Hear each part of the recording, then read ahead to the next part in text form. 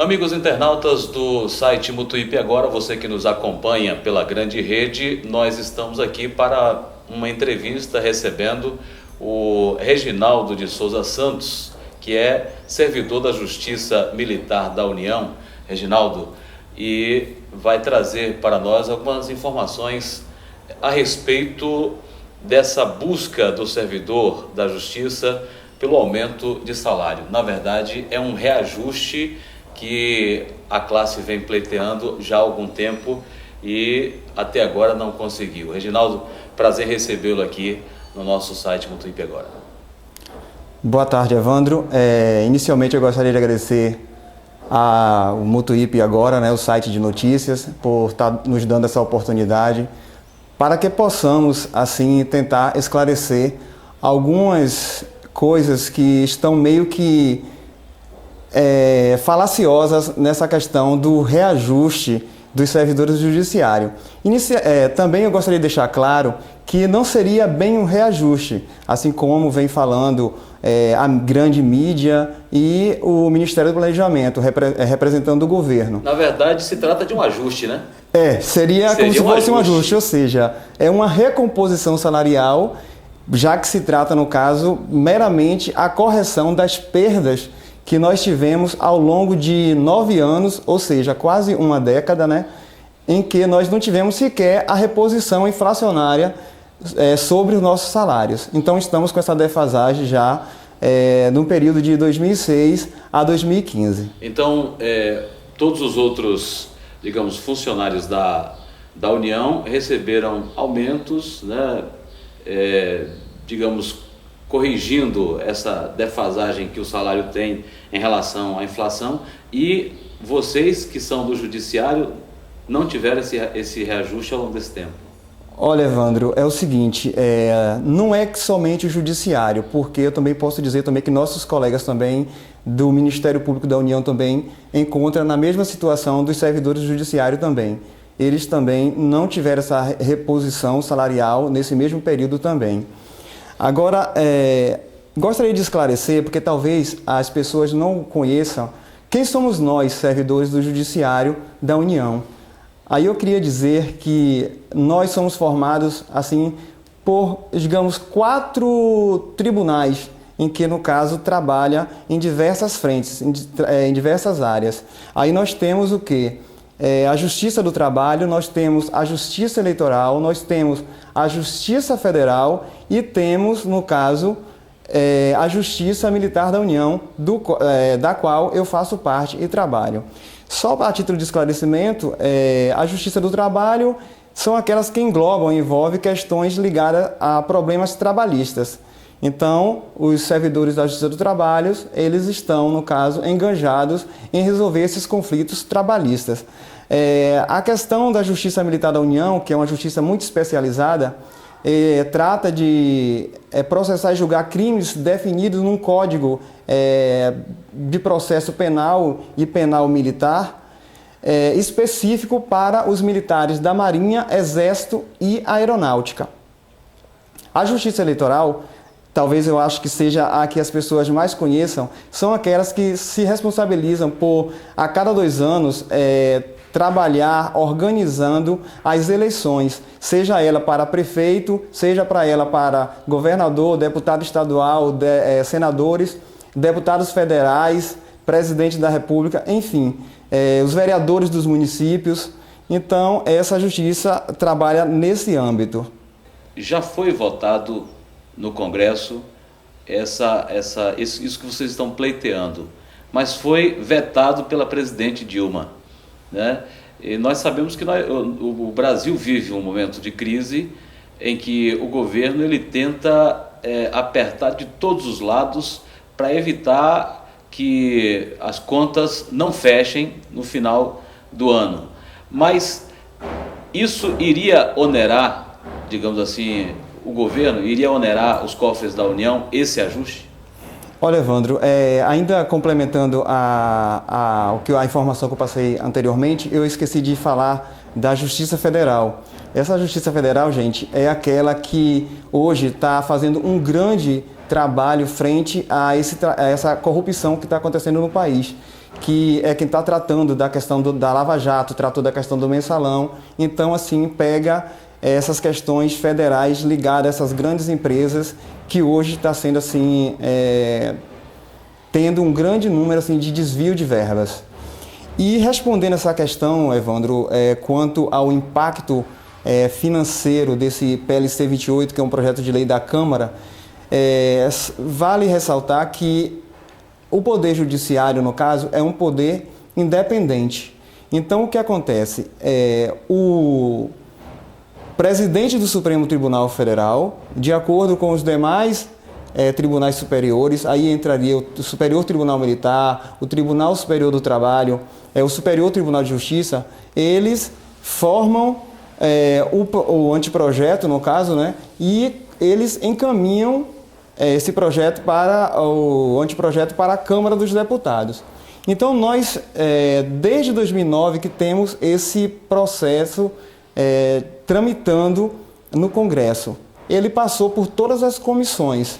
Ficou mais ou menos de 2009 até 2014, 2015 na Câmara dos Deputados, sendo aprovada em todas as comissões, salvo engano, por unanimidade. E aí sim, daí foi para o Senado. Chegando no Senado, ele foi ao plenário e, após o parecer do relator, no caso, né, favorável também à aprovação do PLC 28, ele foi aprovado por unanimidade, ou seja, tinham 62 senadores presentes, dos quais 62 votaram favorável à aprovação do PLC 28, ou seja, reconhecendo o direito dos servidores do Judiciário Federal a essa recomposição. Essa recomposição, Evandro, o que é que acontece? Passado esse período de tramitação no Senado, aí a presidenta, no caso, que recebe, ela tem um período de 30 dias, no caso, para ou sancionar, ou, se for o caso, vetar esse projeto de lei, no caso, que foi aprovado pela Câmara e pelo Senado. Acontece que, infelizmente, né, a nossa presidenta Dilma, no 30º dia, eu acho que foi isso, no último dia do limite que ela tinha para sancionar ou vetar, ela vetou integralmente, nos negando o direito de ter essa recomposição salarial. Ou seja, isso provocou assim uma indignação. A classe, né, que já havia iniciado um processo de greve, certo? Há mais ou menos um mês, e a classe continuou no período de greve até que se fosse apreciado o veto. O que acontece em relação a essa questão do impacto financeiro? A mídia vem trazendo para a população de uma forma geral, e eu acredito que sem observar direito o que diz a nota técnica e o próprio projeto do Supremo Tribunal Federal que foi encaminhado, as questões dos valores. Ou seja, o governo manda uma nota para a imprensa dizendo que o impacto inicialmente seria de 25 bilhões e posteriormente ele passa a dizer que esse impacto é de 36 bilhões.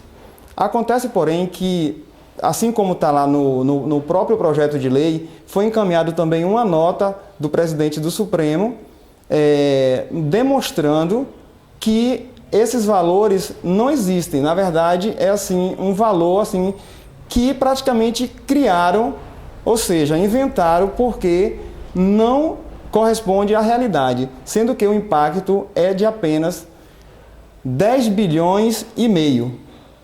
10 bilhões e meio. 10 bilhões e meio que serão parcelados, no caso, ao longo de 3 anos, em 6 parcelas. Ou seja, o impacto de 10,5 bilhões não será, por exemplo, em janeiro de 2016, mas tão somente ao final de 2018, no final quando estiver completando as 6 parcelas, é que será integralmente esse valor, no caso, para a União.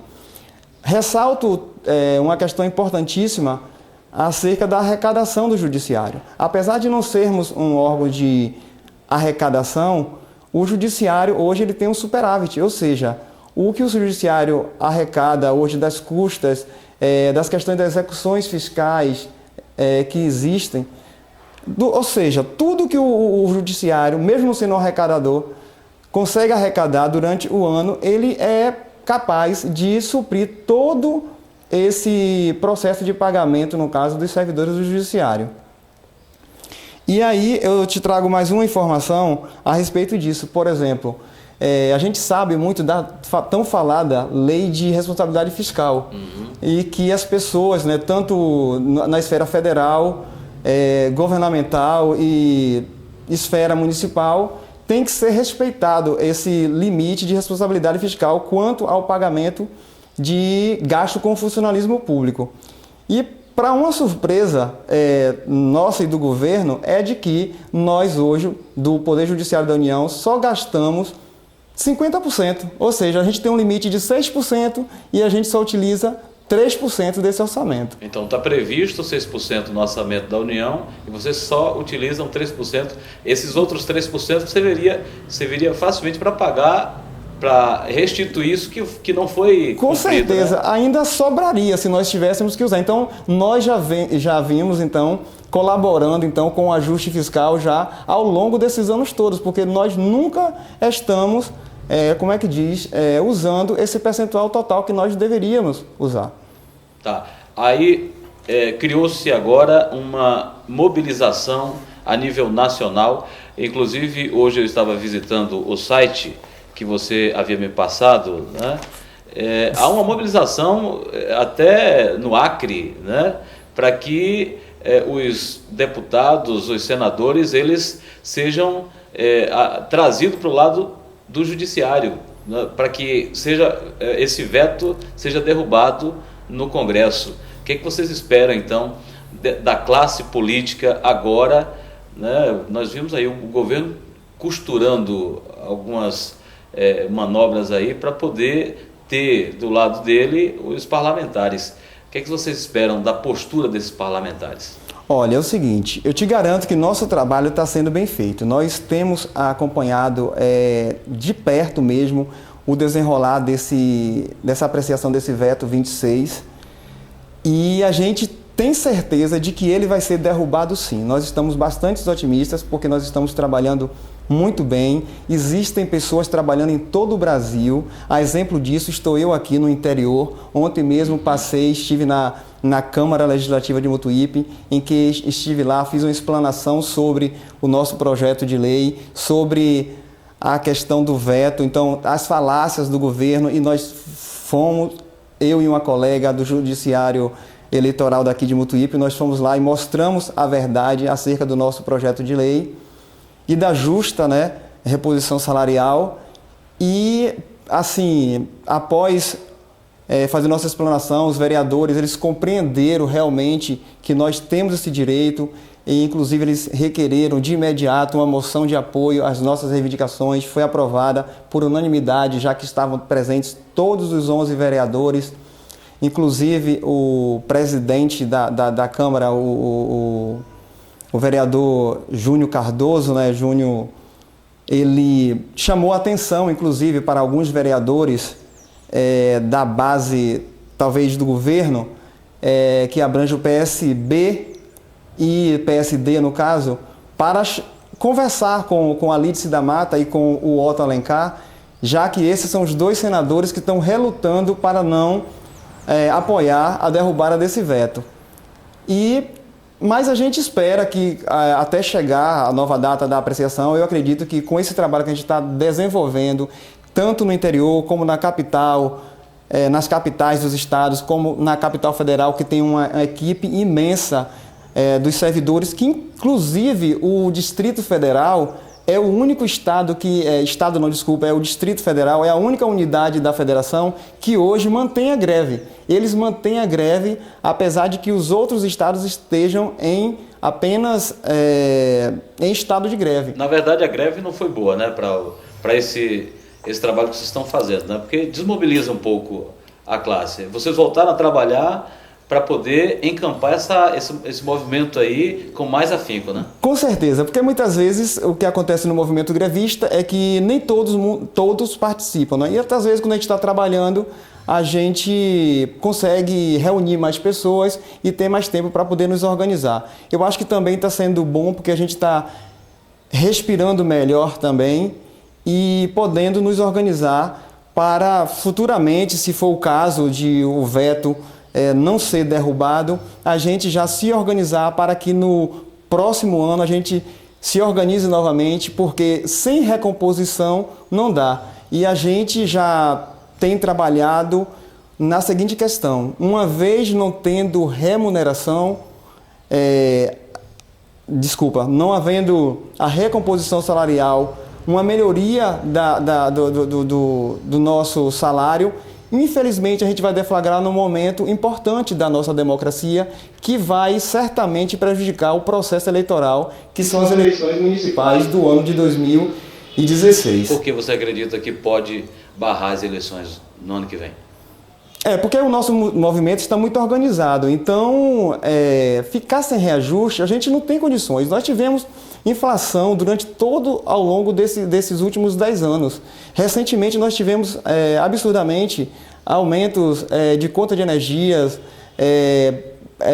alunos que hoje estudam, filhos de servidores que tiveram suas mensalidades assim aumentadas, tivemos aumentos de conta de água. Enfim, nós tivemos assim alimentos que ficaram assim caríssimos, medicamentos. Então nós tivemos uma mudança muito grande na nossa economia, onde assim o poder de compra do salário dos servidores ruiu, não teve condições nenhuma. E uma questão que eu acho que, já que a gente envolve essa questão de economia, a gente vê muitas vezes até o empresariado reclamando que a gente recebe bem, que a gente ganha bem, que a gente não merece, né, esse aumento. Na verdade, a gente ouve falar que o alto escalão recebeu aumento, né? Exatamente. O alto escalão, no caso, que é composto, no caso, por nossos chefes, no caso, que são os ministros, os juízes, desembargadores, eles recebem, no caso, todo ano, eles mandam o projeto deles para o Congresso, no caso, vai para a Câmara também, passa pelo Senado e depois vai para a presidenta sancionar ou vetar. E, incrivelmente, assim, eles não têm dificuldade nenhuma. Só a título de exemplo, em 2014, eles encaminharam, no final de 2014, em 2015, eles tiveram um aumento de 16,19%. Foi pago à vista em janeiro.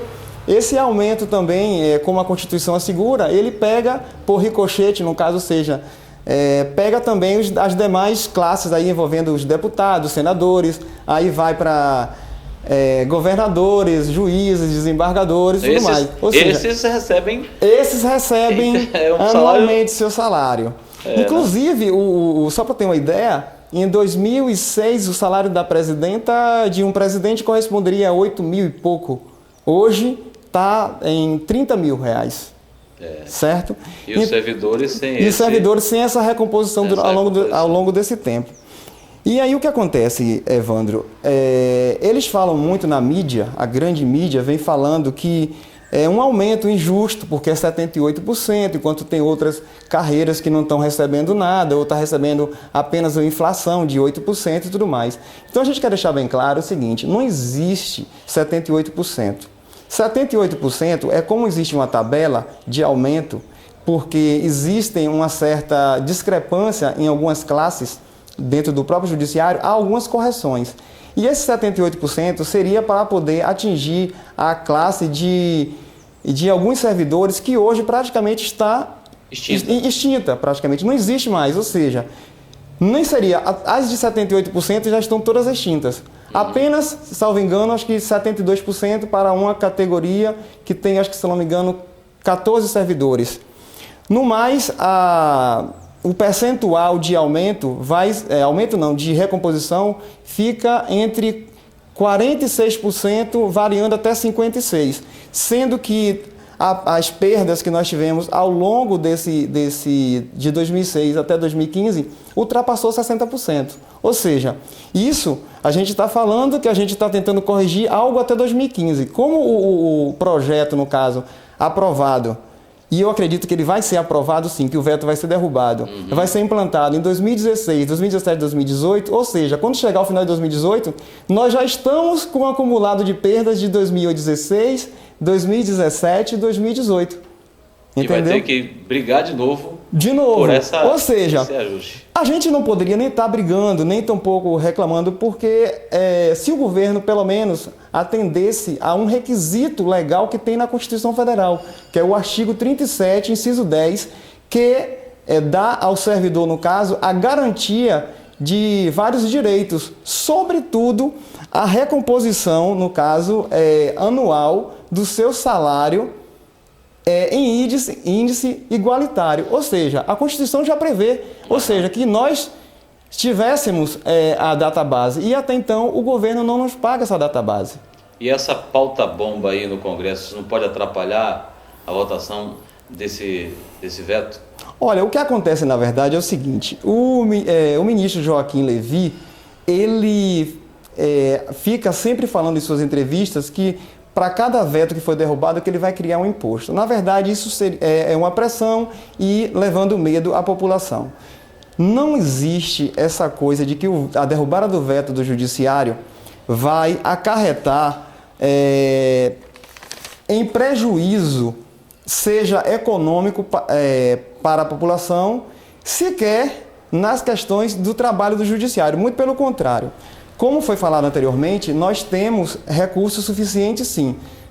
Nós estamos gastando apenas 50%, né, do que nos é dado pela própria União para poder gastar com os servidores do Judiciário. E a gente gasta apenas 50%. Ou seja, muito pelo contrário, eu acho que se esse reconhecimento for feito aos servidores judiciários, quem tem a ganhar, na verdade, é a população, visto que nós vamos ter mais energia para poder trabalhar, nós não vamos ter respeito, na verdade, que é reconhecimento, e vamos trabalhar com dignidade para prestar um bom serviço à população, um serviço de excelência, vamos ter celeridades nos processos, que a gente precisa prestar esse bom serviço à população, entendeu? E sobretudo, a questão do princípio da eficiência. Nós precisamos ser cada vez mais eficientes. Ou seja, se a gente continuar sendo desvalorizado, não termos o respeito que nós deveríamos ter, infelizmente isso fica impossível. A gente já conta hoje em dia com o grande problema da própria máquina. Nós, às vezes, não temos condições físicas de trabalho. Então, quando você já atinge a questão mesmo pessoal, até mesmo de você não ter uma remuneração adequada para você chegar no trabalho preocupado com contas que estão a pagar, às vezes até pensando assim, meu Deus, amanhã, o que é que vai ser do meu salário amanhã? Então, acho que isso atrapalha muito a vida do servidor, porque você não tem hoje, mas não sabe nem se vai ter amanhã, uma vez que essas garantias estão sendo assim, cada vez mais assim, suprimidas do nosso direito. Eu falei da questão do aumento dos servidores, dos ministros, e voltando só para poder relembrar que em 2015, inclusive, para ter mais um pouquinho dos 16 que eles receberam, eles ainda criaram né? Já existia, alguns membros já recebiam um auxílio moradia, né? E em 2015 o Supremo Tribunal Federal estendeu a todas as categorias dos juízes, no caso desembargadores, em todos os estados, um auxílio moradia por volta de R$ 4.500. Ou seja, para eles, tudo. Para a gente, nada. Ou seja, nós ficamos somente com o ônus e eles ficam com o bônus, porque nós trabalhamos de verdade. Porque a gente, para ingressar numa carreira jurídica dessa, de servidor público, é muito suado. Eu lembro porque, para você ter uma ideia, foi em 1999, foi quando eu fiz o concurso para ingressar na Justiça Militar da União. À época, eram disponibilizadas 11 vagas. Foram 12 mil inscritos. E eu tive a oportunidade de passar e ser convocado. À época, a concorrência estava 700 por vaga. Imagine hoje quanto não deve estar essa média. Ou seja, eu lembro que eu me formei em 94, então de 95 até esse período, ou seja, até 2003, já que em 99 eu ainda não havia tomado posse, tomei somente posse em 2002, Então, ao longo desse período foi estudo constante. Ou seja, eu não tinha dinheiro para poder pagar cursinho, eu não tinha dinheiro para comprar muito material. Então, eu tinha o quê? Eu tinha tempo, porque eu não trabalhava, e quando eu comecei a trabalhar em 96, assim, então eu ia para o trabalho de manhã, à tarde voltava para a biblioteca, à noite continuava na biblioteca, e aí tirando dúvida com os amigos, porque na época eu morava em Brasília, e então lá a gente tem assim, pessoas que realmente se engajam nos estudos, enfim. Então, é a dificuldade que a gente tem realmente de passar. Então, é um direito sim que nós temos, mesmo porque está assegurado na Constituição Federal, no seu artigo 37, inciso 10, que todo servidor, no caso, tem esse direito de ter anualmente essa recomposição salarial, dentre outros ajustes que tem que ser feito para o servidor. E aí, Evandro, durante esse período em que houve essa votação na Câmara e passando a ser aprovado no Senado Federal, que a gente vem mesmo se engajando de perto nessa questão do PLC 28, e com o veto vindo, então a gente se mobilizou mesmo. Então nós somos hoje cerca de, salvo engano, acho que é 110 mil servidores, se não ultrapassar, em todo o Brasil, e está todo mundo organizado. A gente criou site, a gente tem páginas, Facebooks, estamos no WhatsApp, sempre nos comunicando e passando informações. Então, assim, tem um grupo bem articulado. E desse estudo todo, dessa forma de articular e de estar presente no plenário, de conhecer mais parlamentares, como é a rotina deles, o trabalho dele, essas questões de viagem, que foram inúmeras viagens que ao longo desses adiamentos da apreciação do veto no Congresso Nacional, que tiveram uns 4, 5, 6 adiamentos, eu acredito, viajando para Brasília. Então, assim, a gente viu que nós somos realmente uma classe assim, organizada, e que temos poder para poder mostrar para a população que nós podemos fazer mais, além de ficar somente ali trabalhando naquela especificidade que é a atividade dentro dos tribunais. Então a gente teve a ideia de criar um projeto cultural e memorial para memorar, guardar essa luta pela aprovação do PLC 28 e pela derrubada do veto 26. Então a gente tem organizado assim, e a gente está tentando criar um projeto cultural, esse projeto cultural em memória ao PLC 28, e que já foi implantado em alguns estados, a título de Minas Gerais, Distrito Federal, Rio de Janeiro, São Paulo, acho que Rio Grande do Sul e Paraná. E já estamos tentando implantar aqui na Bahia também. Então, como eu havia falado, alguns estados já implantou, a gente está em fase de discussão aqui na Bahia. E o que seria esse projeto cultural? Esse projeto cultural envolve uma série de ações, mas vou citar a mais importante, que é a criação, no caso, de um site em que cada estado, no caso, vai ficar encarregado de fazer as observações daqueles parlamentares que representam aquelas unidades que foram eleitos pelos eleitores daquela unidade, os deputados federais e senadores. E aí essas pessoas, esses parlamentares, eles, de acordo com as ações deles, seja positiva, seja negativa, em relação aos trabalhadores e, em especial, aos servidores do Judiciário Federal e do Ministério Público da União, a gente vai ficar anotando e colocando, divulgando, fazendo divulgações, seja por meio de WhatsApp, por meio de internet, até mesmo, se for o caso, outdoors, enfim, panfletagens, através mesmo de movimento, se tiver algum ato em algum lugar. Então a gente vai estar sempre relembrando esse momento, ou seja, é como se fosse tendo datas comemorativas, e a gente ia aproveitar também desses eventos para poder fazer a divulgação e agradecer aqueles que nos apoiaram, aqueles que estão sempre do lado dos trabalhadores, que também apoiam outros projetos também, que não sejam também somente na linha dos trabalhadores. Enfim, então seria um trabalho de mídia, resumindo, uma mídia negativa ou uma mídia positiva, ou seja, nós vamos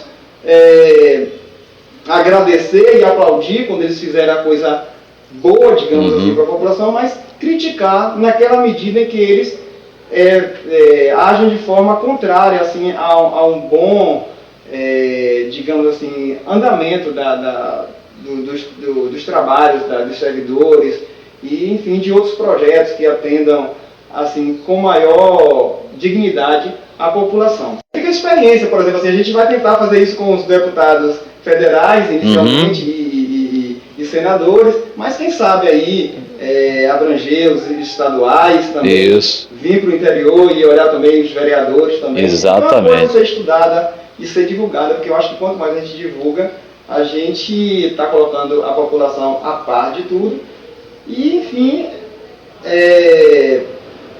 dar a nossa contribuição também, mais uma vez, sobre os trabalhos. Então, só para finalizar, Evandro, então, o que eu queria deixar bem claro aqui é que realmente não existe essa falácia de que é falácia essa coisa dos 78%, não existe isso. A média é realmente de 46% a 56% no caso, e que isso vai ser dilatado ao longo de 3 anos, que o impacto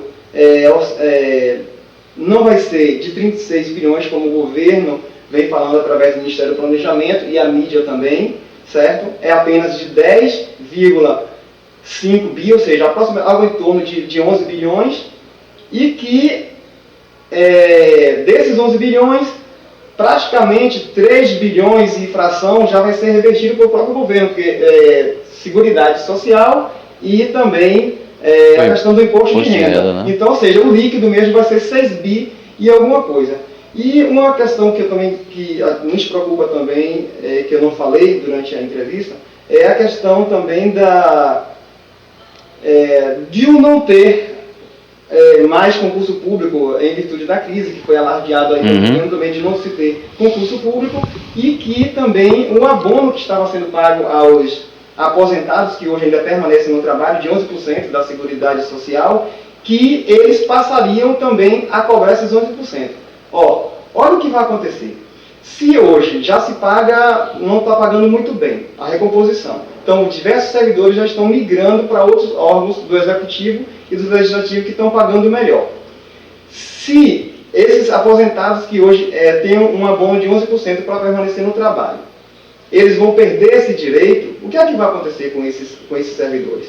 Provavelmente, eles também agora vão, porque estando na inatividade, eles vão estar pagando 11%, se eles estiverem dentro, trabalhando, vai pagar 11% do mesmo jeito. Ou seja, eles também vão para a inatividade, ou seja, então... Vai faltar gente para trabalhar. Vai faltar mais gente para trabalhar ainda. Então, isso tudo também é uma questão que nos preocupa e muito, e aí não só na parte do judiciário, mas como no serviço público federal como um todo. Né? A gente quer, na verdade, prestar um serviço de excelência, de eficiência e levar assim, justiça para a população, e também queremos também que os nossos deputados federais e nossos senadores também façam justiça também, porque eles aprovaram na Câmara e no Senado o nosso projeto de lei, a presidenta vetou, então não é nada mais do que justo de que eles mantenham a palavra que eles tiveram anteriormente durante o trâmite do projeto na Câmara e no Senado, e derrube esse veto, porque é isso tudo que nós desejamos, que é justo para os servidores do Judiciário Federal. Muito obrigado mais uma vez, Evandro, e um bom trabalho para você aí nesse site aí do Mutuípe agora.